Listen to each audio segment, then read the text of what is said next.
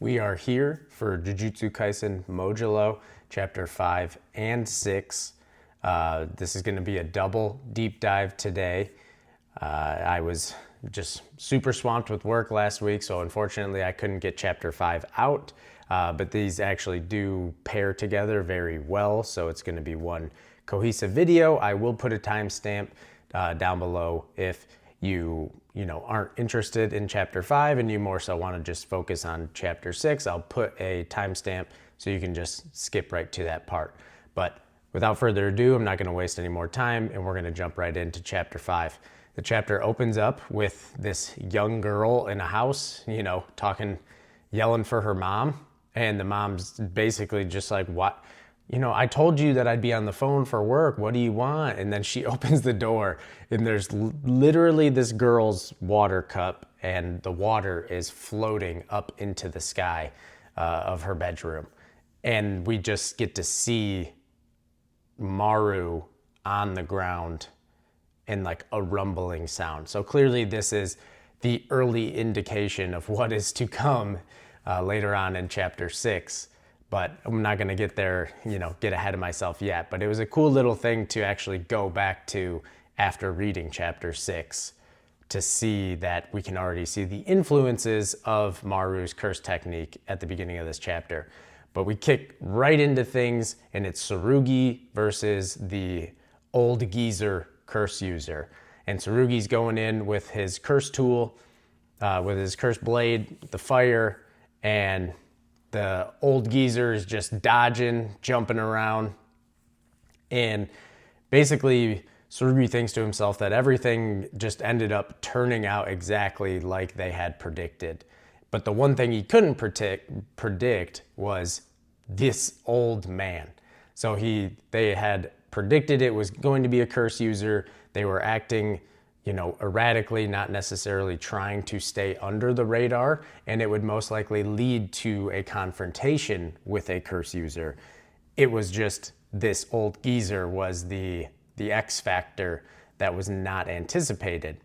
And we get a name here for the old curse user's Shikigami, or guardian spirit, and it's the maternal wrath's fury, and the ability is Marmalade Boy. So interesting name here, but he actually summons like a sewing pin, and then he has the thread attached to the spool that is coming out of the guardian deity. And Tsurugi, the thing that wasn't expected was that the curse user is actually strong. He is extremely capable.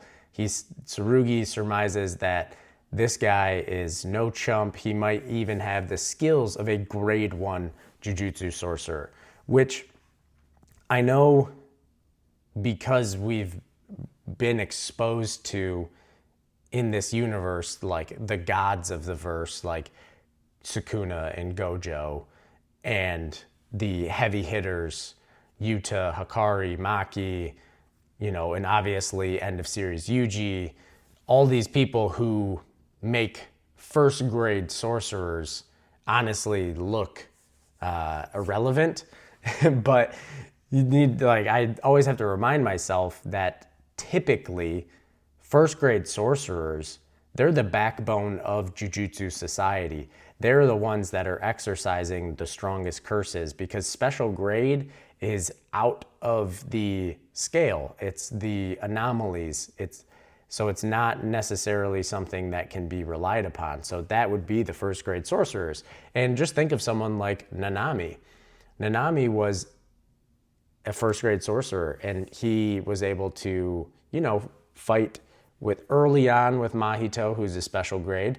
Obviously, we know how that went later on, but Nanami was extremely capable.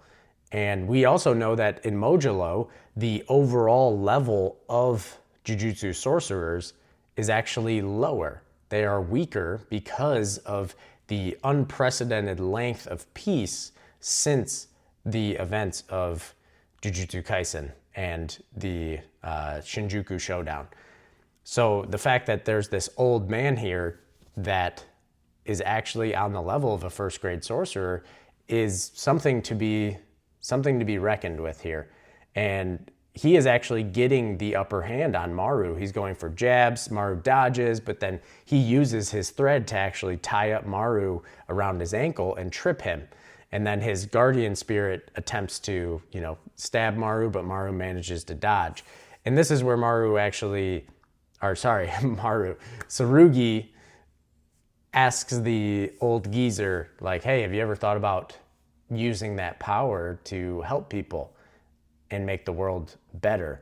And the old man just responds that there was a time where he might have thought that, but that's just, Tsurugi's youth talking. Age strips away that softness. So basically, age and time makes you more cynical, because the more you experience of the world, the more you realize how unforgiving it is, its unfairness. But he's using that as a convenient excuse to obviously do terrible things, instead of taking the road that is harder and upholding, your own standards and trying to protect people, which is above yourself. It's not just selfish endeavors. But he continues on to say that there are some things, like, even though that stuff will all rot away as time goes on, there are things that just always resonate with the human heart. And for him, it is the hand pulling yours as you walk down the street lined with cherry blossoms. It's the weight of an oversized backpack. The first time you're given a number that's representing yourself, and the realization that there is a whole world out there. So it's the naivety of being a child. It's the wonder of being a child, the curiosity. And he is essentially saying that he's obsessed with that. He was in love with being in first grade, so he wanted to be in first grade over and over and over again, which is exactly what he's been doing. And Tsurugi here is like, yeah, just keep talking. It makes it easier for me to kill you, which is pretty funny, because he's like, yeah, just give me more and more reason to dislike you more and more. But this is where the old geezer actually starts repeating things that he has already said to Tsurugi. And that's where Tsurugi is like, wait a second. The cause of the whole incident is actually an elderly curse user who went senile and lost control. So basically, up until this point, he had been operating actually under the radar, but since he aged up to a point to where he started to lose his actual mental faculties, that's probably what raised the flag on his activities. So who knows how long he's actually been doing this, but was flying under the radar because he was doing it in a actual, calculated and intelligent way. But this is where Tsurugi actually starts to feel sorry for him, because he realizes, okay, now I know that you are not actually in control of what you are doing right now, at least not completely.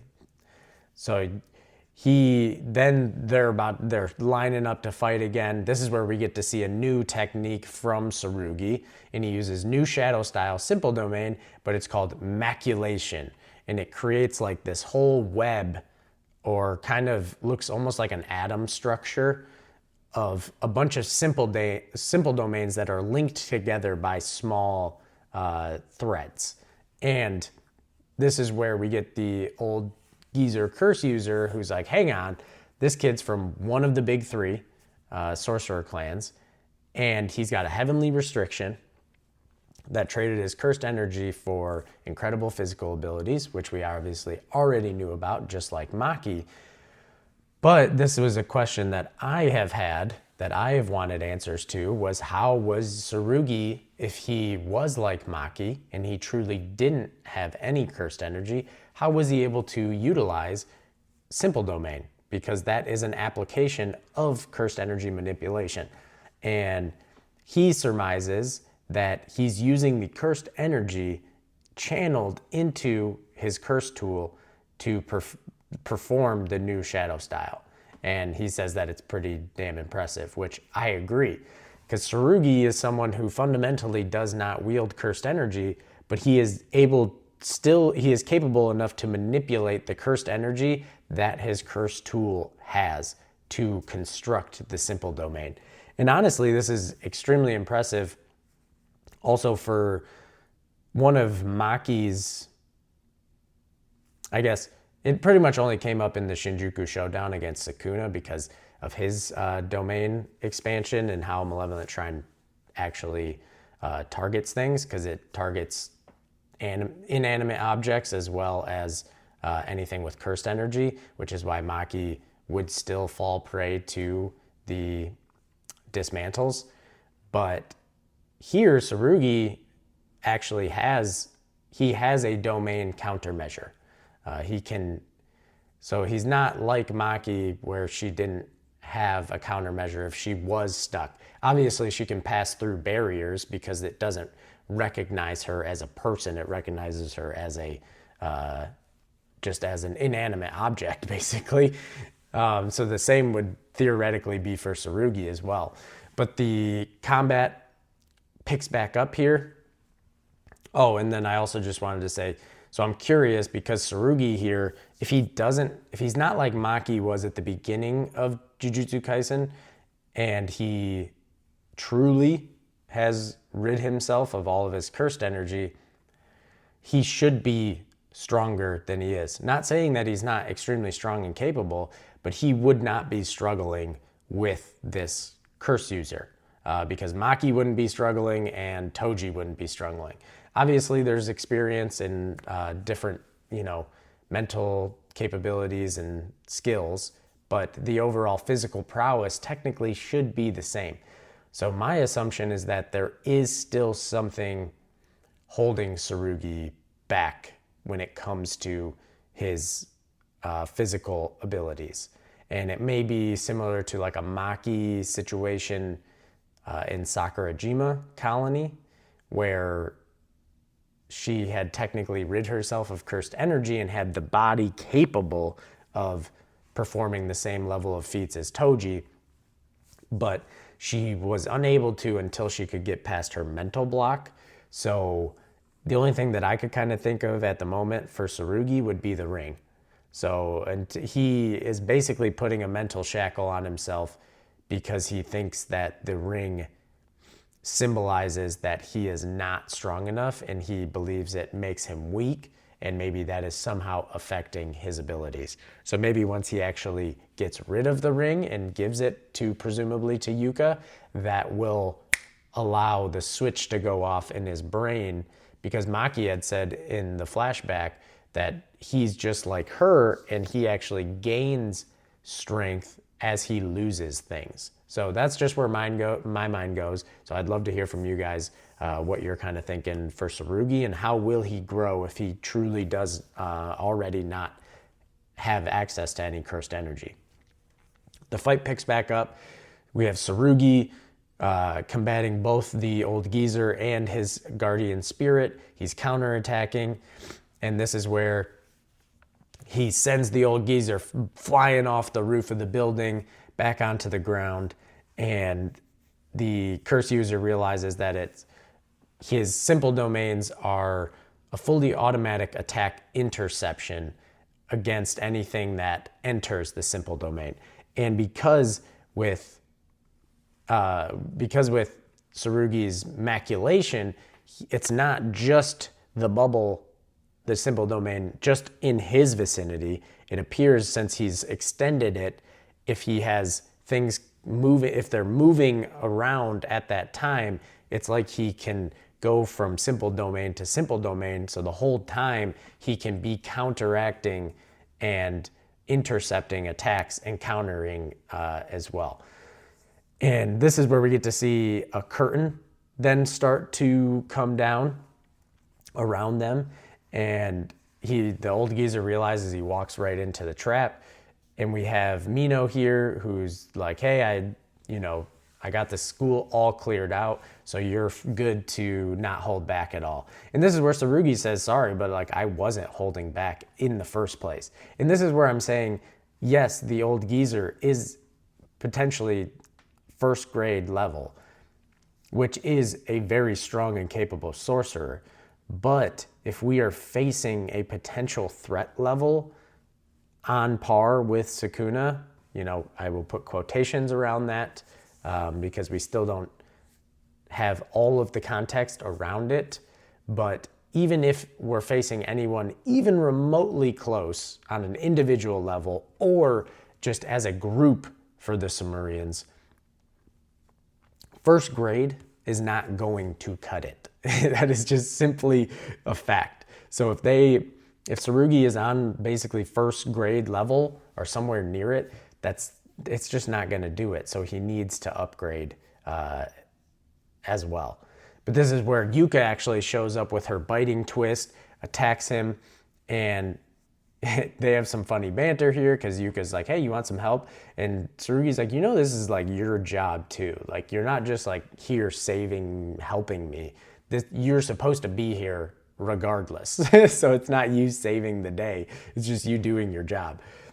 And he gives her kind of the rundown on the curse user's abilities. He's like, hey, the needles and thread are pretty much exactly how they look. He can shapeshift, but there's not much variation to it. And like, just be careful when you take your eyes off him. And they go in, Tsurugi sends a blast of fire at him, but Yuka then slips behind him, and they just start doing a good old-fashioned Jujutsu Kaisen jumping. And they are tag teaming the curse user and the guardian spirit, and they are just wailing on them both, which I just love to see because the jumpings in Jujutsu Kaisen were just legendary. Obviously, I know this is a 2-on-2. It is technically kind of fair, but one of them is a guardian spirit, so it technically is 2v1. And he actually realizes that when they work in conjunction with each other, it is not just addition. They are not simply just adding to each other, but it's multiplication, which means their capacity for greater strength is actually higher together. So this may play into how the future unfolds, and it's them two coming together to work as a duo. While they both raise their own individual skills, they also work with the harmony in their relationship, which is a huge core factor for the narrative of Modulo. And that will actually ascend them to new heights to be able to compete with, exceptionally powerful people. But they believe that they've knocked him out and it's done. But Yuka is just out of breath.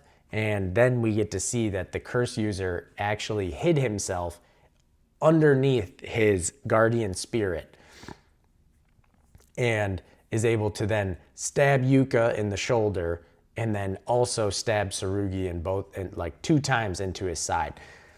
And this is where the curse user is like, you underestimated my shape-shifting abilities. Because just earlier when Yuka showed up, he was like, yeah, the shape-shifting, he can shape-shift, but it's like very limited.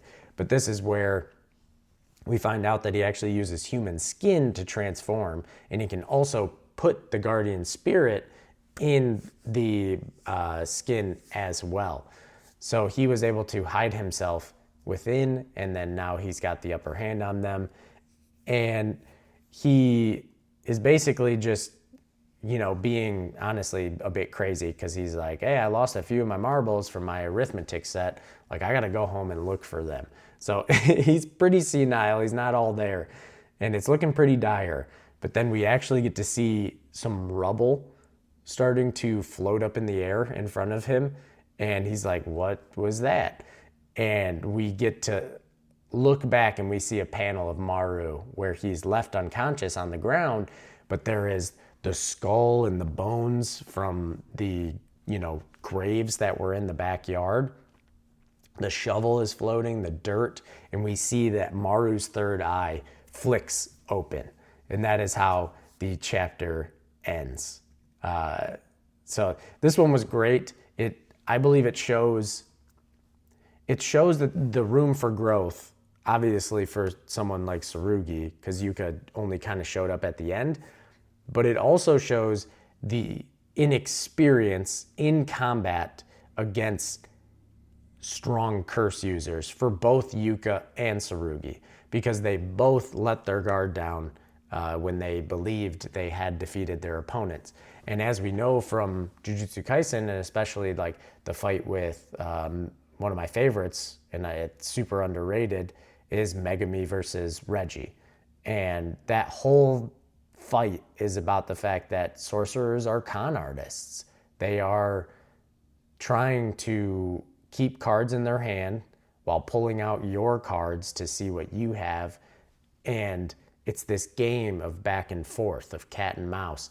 And it just shows that from the experience of this curse user and all the time that he's been, fighting, he has built those skills. He has been in enough situations that he is a proper sorcerer who's actually capable of, pulling the rug over somebody's face.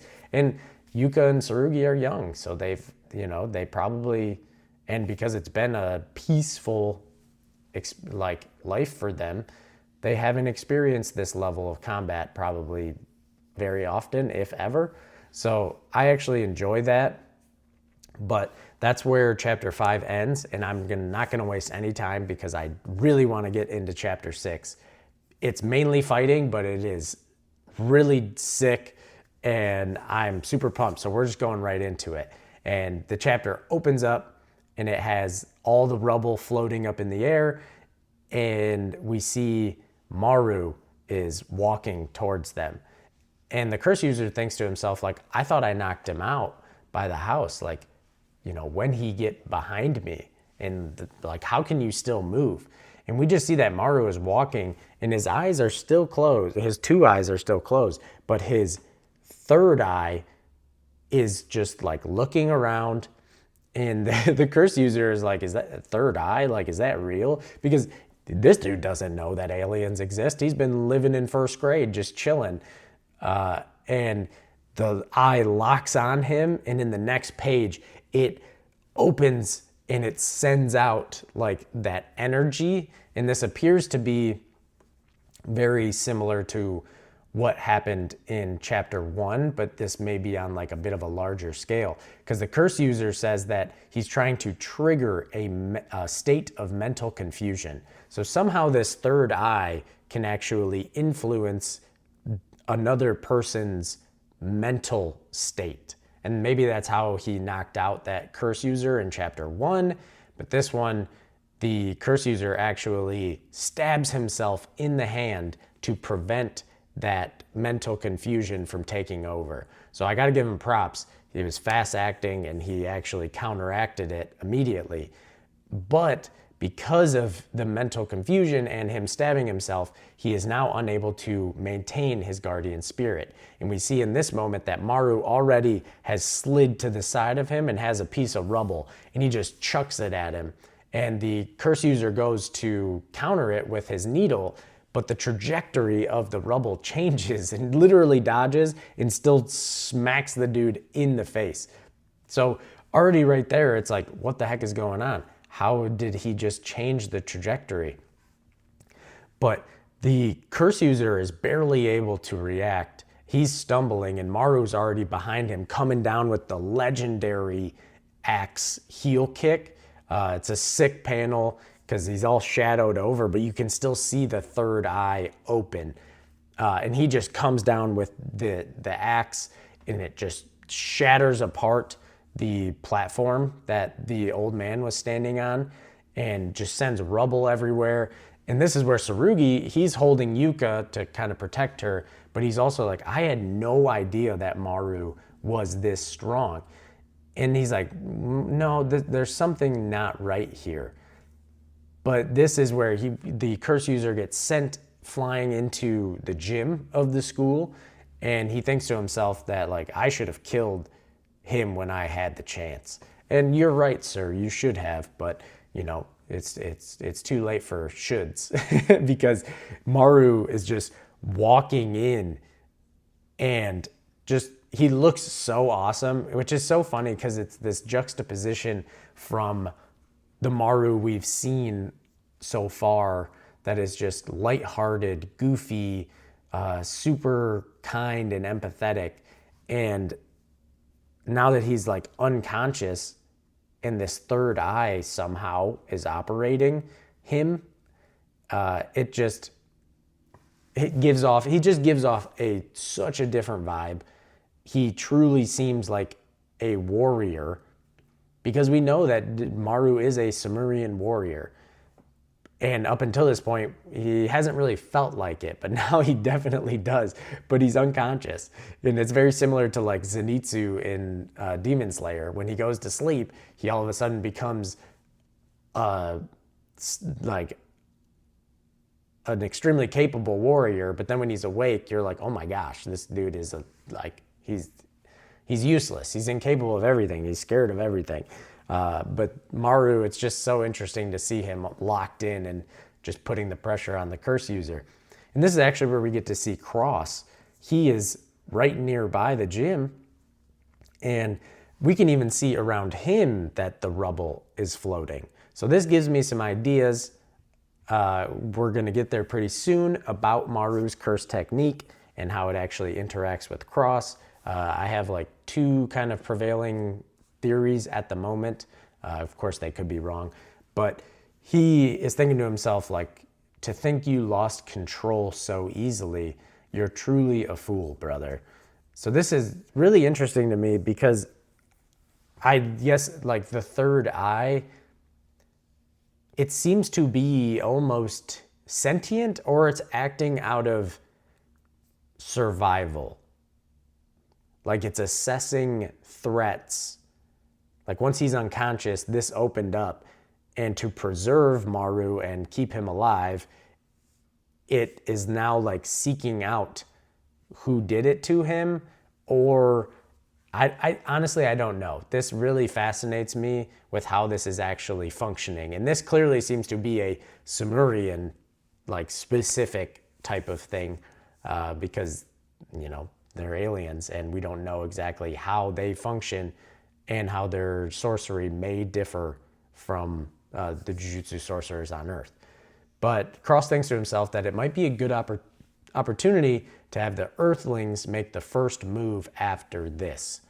And so basically after this happens, and since Maru was injured and he ended up having to fight, which was exactly what they didn't want to happen, that this would lead to the Earthlings basically having to make the first move, because they wouldn't know how the Sumerians are going to react. So they would either have to go on the offensive, and once war breaks out, Cross thinks to himself that they have Dabura on their side. So we finally got a name for the leader of the Sumerians, and his name is Dabura, which is pretty sick. It reminds me of like Dragon Ball, the Dabura from Dragon Ball.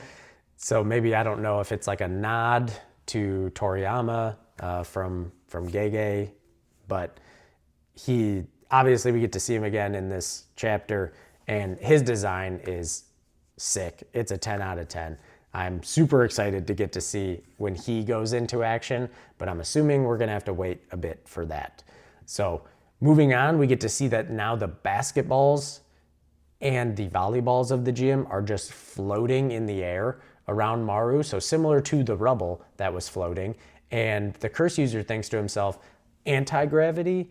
And then he's like, no, it's probably a curse technique using the concept. So the technique itself is not anti-gravity, but through the curse technique operating, it is affecting the concept of gravity. It's using the concept of gravity. And we also get to see that the clock is just spinning rapidly, but the curse user is like, well, there's no point in thinking about it. Like, what else can I do? Which is fair. Like, you can't deduce it, so you might as well not spend the mental resources to try to figure it out.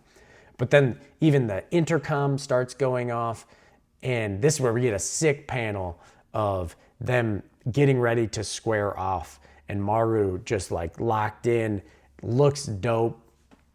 But the curse user thinks to himself, like, why do I have to remember this, like, at all? Or why do I have to remember it now of all times?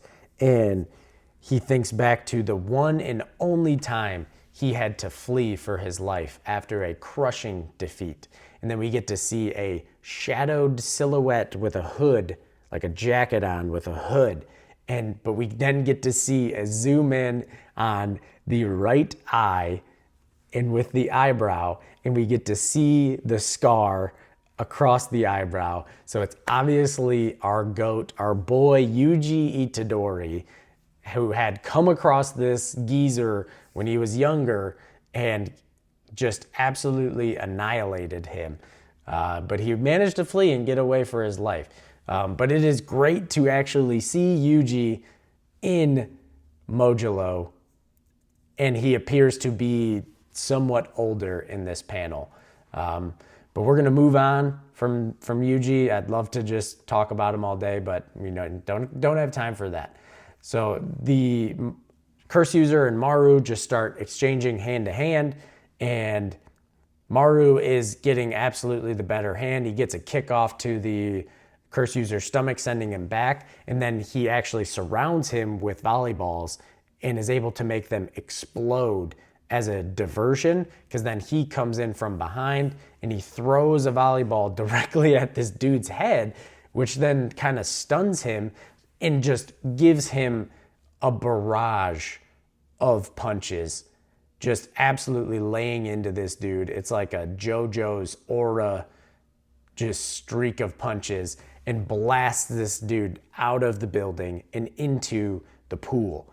And Maru's just walking out, and then the pool and the water actually begins to bubble and it begins to boil, and the curse user jumps out and he's like, it burns. But then Maru kind of like grasps his hand and he's able to freeze the water now and lock the curse user in place. And then he's sliding up the ice, getting ready to just rock this dude's head literally probably off his body. And the curse user thinks that his curse technique can distort the natural laws of order itself, which that's a lot to unpack there. For me, I might just, I'll get into it right now, because I'm honestly, this is probably, I'm a huge power system and like nerd. So this is right up my alley. So we know that Maru from the first chapter, when he helps Yuka find Tsurugi, he describes his curse technique as something to do with harmony and how it resonates with the world. So in this chapter, we see what appears to be the opposite of harmony, because he's distorting the natural laws of order. And if the laws of order were in harmony, these types of phenomenon would not be happening. So it leads me to kind of like two potentials, my mind goes to two theories on this. And the first theory would be that, yes, his curse technique has to do with harmony, but he can also distort or do the opposite of what harmony is. Now, I don't know if this is like a reversal, similar to Gojo's reversal red, or Kenjaku using the reversal of the anti-gravity system from Kaori. But so maybe that's how he's able to find harmony and also distort. But that distortion is how he was capable of making the balls levitate. Even the clock was spinning.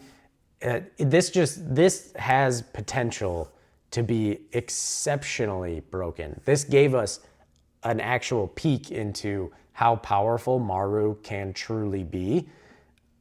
And it's extremely cool to see. But my other thought was, because he shares powers with Cross, with his brother, my other thought is this is actually, they can use, it's like two sides of the same coin. So Maru's technical curse technique is on the harmony side, and Cross's curse technique is on the distortion side.